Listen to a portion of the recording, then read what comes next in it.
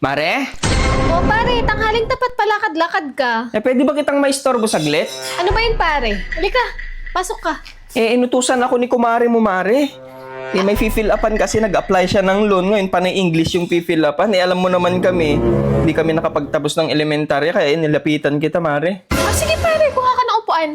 Tignan ko nga pare, kunin mo yung upuan. Ay, madali lang to pare.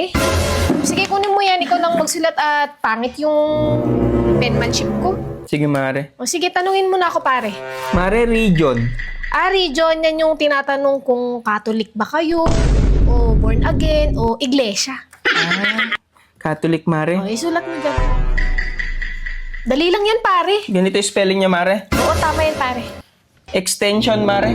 Extension, tinatanong yung mga extension nyo sa bahay kung ilan ba.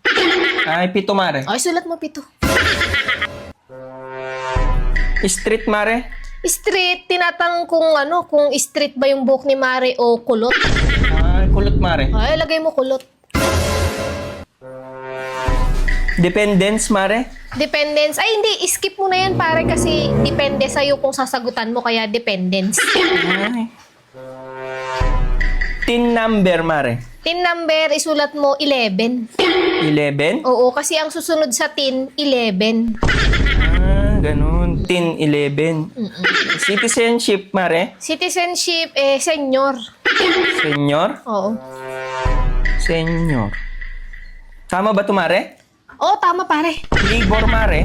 Ay, tinatanong kung nung nanganak si Mare kung normal ba o CS nung nag-labor. Ay, normal, Mare. Oo, sulat mo normal. Ma-approve na kayo dyan, pare. Hahatian nyo ba ako dyan, pare? Mare, huwag ka mag-alala. Basta ma-fill upan lang to ng maayos. Zip code, Mare. Ayan yung sa pinagtatrabahoan ni Mare kung ilan ba ang sip-sip na katrabaho niya, kaya sip code. 4 sila, Mare. Ay, sulat mo 4. Mga sip-sip kasi sila. Purpose, Mare. Purpose, tinatanong dyan kung nakapag-purpose ka na ba kay Mare bago kayo kinasal. Ay, oo, Mare. Tapos na. Yes ka mo na lang. Yung sex, Mare. Ay, tinatanong kung kailan ang huling sex nyo ni Mare. Kagabi, Mare. Ay, sulat mo last night. Last night.